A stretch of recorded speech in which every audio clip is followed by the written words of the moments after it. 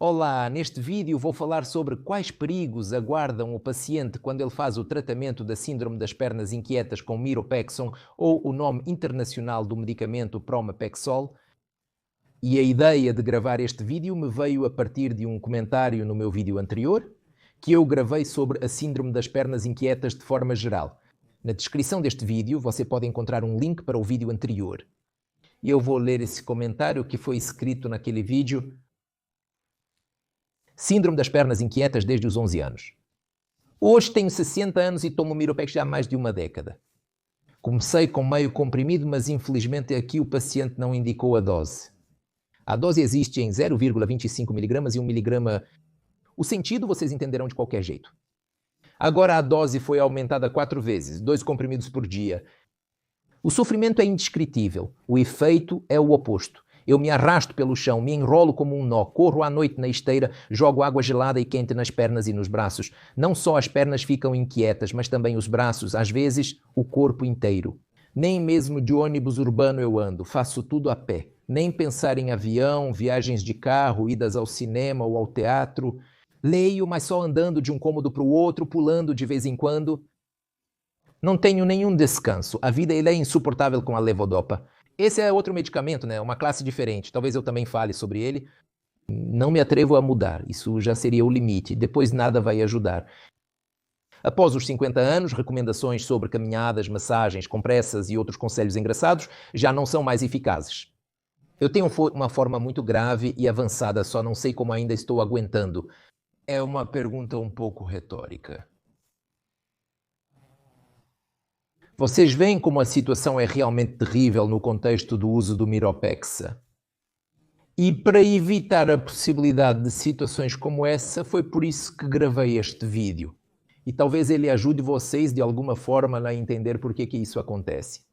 E se você assistir até o final, vai entender quais são as alternativas possíveis para que essa situação não aconteça.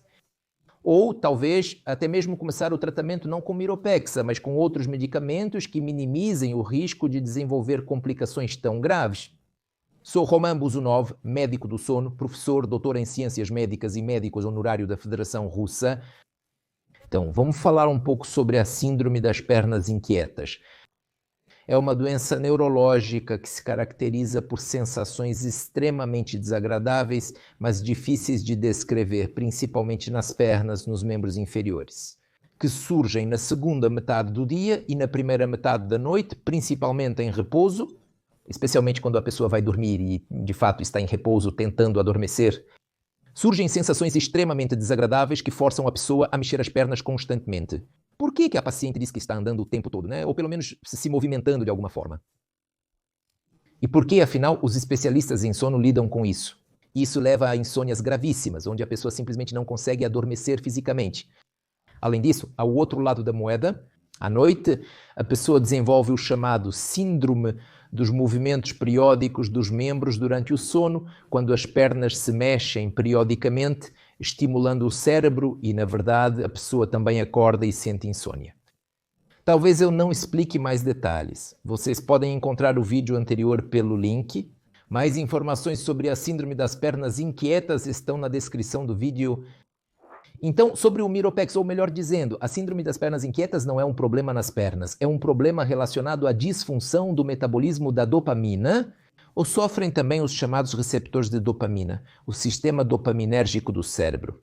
E a disfunção dessas estruturas dopaminérgicas do cérebro leva ao surgimento desse distúrbio motor específico. Aliás, muitas vezes até os médicos não compreendem totalmente o que fazer com esses pacientes.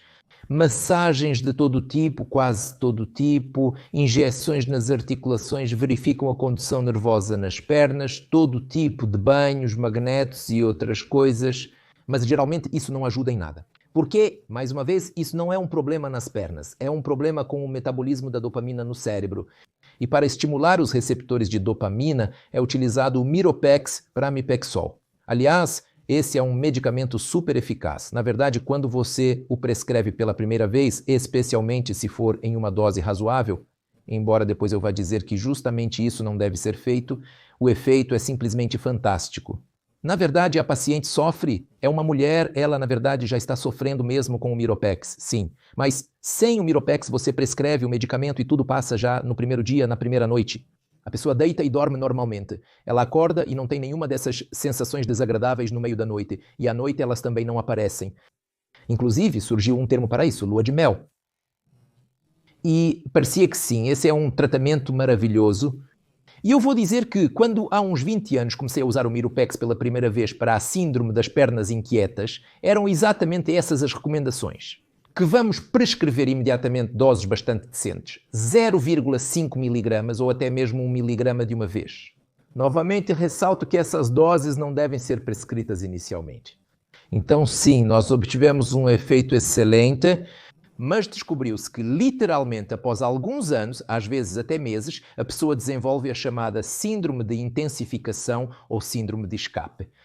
Suponhamos que usamos Miropex, a pessoa apresenta sintomas às 9 da noite, então prescrevemos às 8 da noite. Depois de um tempo, os sintomas começam a aparecer às 7 da noite. Prescrevemos, por exemplo, Miropex às 6 da tarde e os sintomas começam a aparecer às 5 horas. Ou seja, eles estão sempre se adiantando cada vez mais cedo e mais cedo. Observe que essa mulher já mencionou que enfrenta esses problemas praticamente o dia todo, surgindo a qualquer momento quando não toma o Miropex. Precisamos prescrever o Miropex mais cedo, mas se prescrevermos no meio do dia, até a noite o efeito terá passado e será necessário prescrever a próxima dose. Então precisamos prescrever 2 doses de Miropex. Se logo pela manhã a pessoa apresenta sintomas, é necessário prescrever Miropex 3 vezes ao dia. E o paradoxo é que quanto maior a dose que usamos, mais a situação piora com o tempo. Além disso, os sintomas passam a afetar não apenas as pernas, mas também os braços e todos os membros, podendo até comprometer o corpo inteiro, como descrito pela paciente. E essa complicação pode mais uma vez ser observada após alguns anos ou até meses, e ocorre em cerca de 30%, ou às vezes 40% dos pacientes. Além disso, como foi posteriormente comprovado, quanto maior a dose do medicamento que usamos desde o início, maior a probabilidade do desenvolvimento precoce dessa síndrome de intensificação. Portanto, a primeira recomendação não é para você, mas sim para os médicos responsáveis pelo tratamento. E, em geral, devo alertar que qualquer prescrição de medicamento, especialmente se o usamos continuamente como terapia de manutenção, deve, é claro, ser feita por um médico. Porque, como você pode ver, existem contraindicações e problemas com o uso do medicamento. Portanto, é desejável prescrever a dose mínima eficaz e o medicamento está disponível na dosagem de 0,25 mg e miligramas. Em outras palavras, 0,25 mg é 4 vezes menor que 1 mg e a dosagem prescrita é metade de um comprimido pequeno de 25 milésimos de miligrama. Isso é apenas 0,125 miligramas. Aliás, quando, por exemplo, esse mesmo Miropex é usado no tratamento do parkinsonismo, as dosagens chegam a quase 3 miligramas.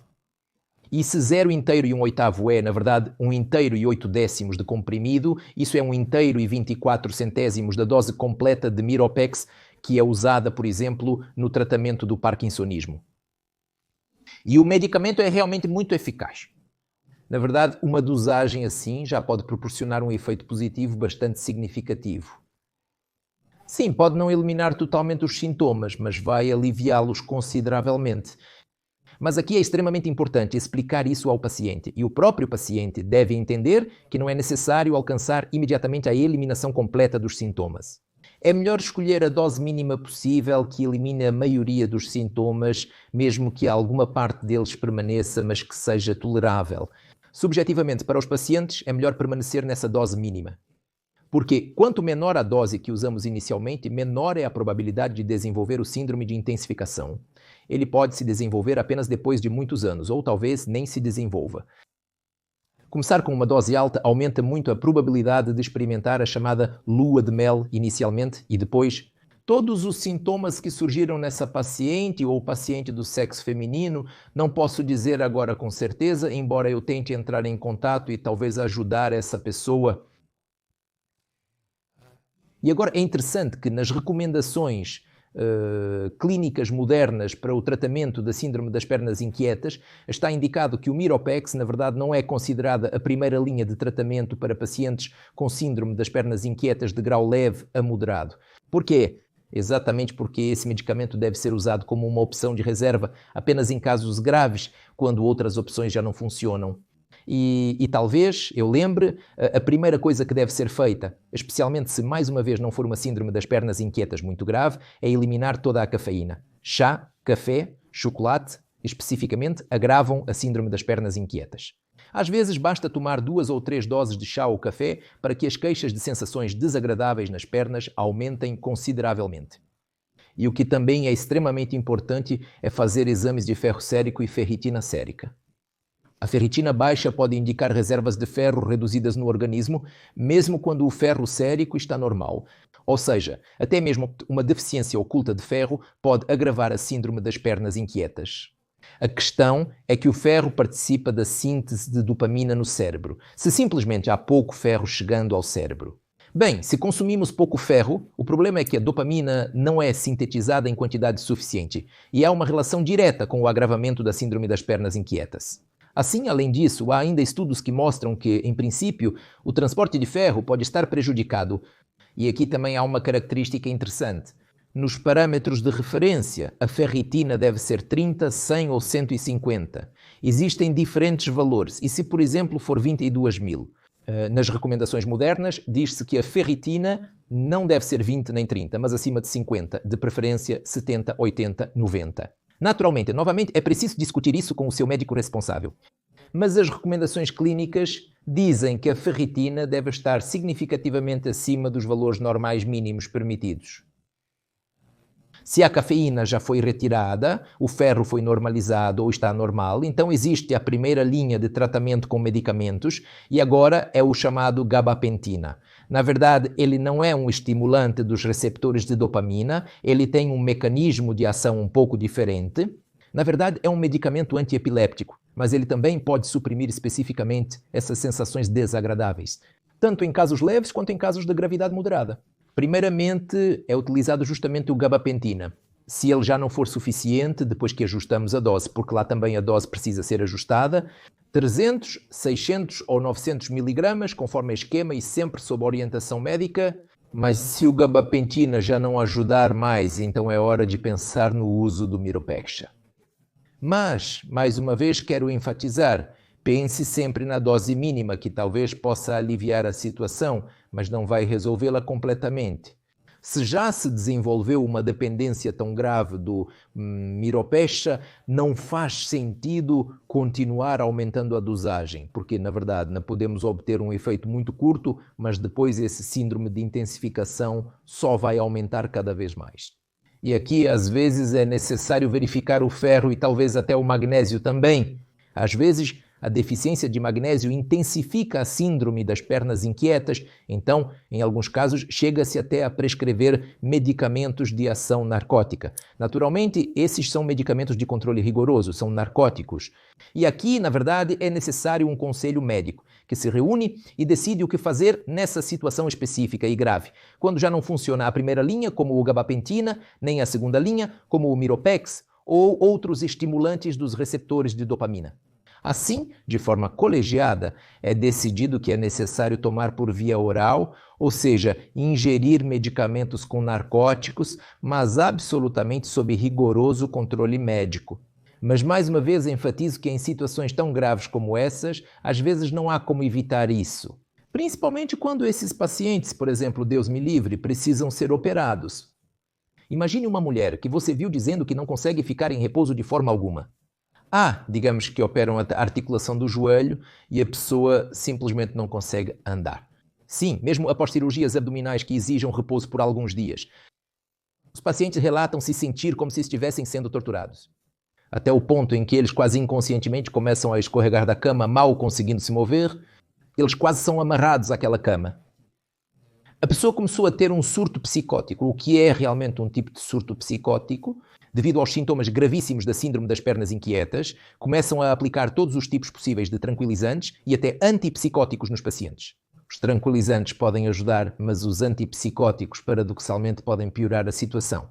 Mas isso pode ser um tema separado para a conversa, como tratar de forma errada a síndrome das pernas inquietas. Aliás, o agravamento da situação talvez eu ainda vou observar. Então aqui está como ela foi tratada, mas ela diz que às vezes ia a diferentes médicos. O que os médicos fazem? Eles dizem assim: você tem problemas com algumas queixas inexplicáveis. Vamos tentar dar antidepressivos ou neurolépticos. Ou talvez você tenha algo psicológico e antidepressivos e neurolépticos também.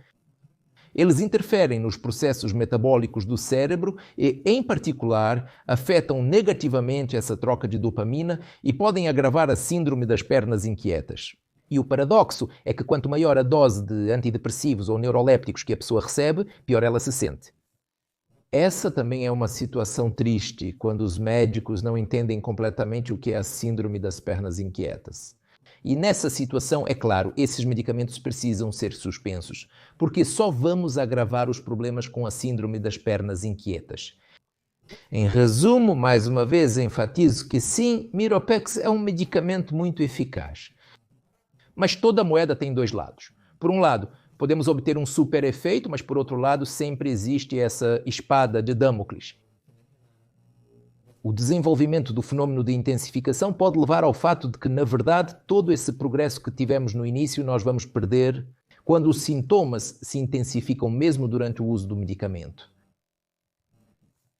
Bem, espero que eu tenha de certa forma alertado vocês contra o uso excessivamente ativo do Miropex. Isso pode acontecer e tanto pacientes quanto médicos assistirão. E sim, é claro que devemos sempre tentar ajudar o paciente, mas existe uma boa expressão: não se deve atirar com um canhão em pardais. Não é preciso dar Miropex imediatamente, ainda mais em grandes doses, porque isso pode levar a problemas ainda maiores do que no início. Espero que essa informação ajude você a lidar com a síndrome das pernas inquietas e a tomar algumas medidas adequadas que minimizem o risco de desenvolver a síndrome de agravamento durante o uso do Miropex.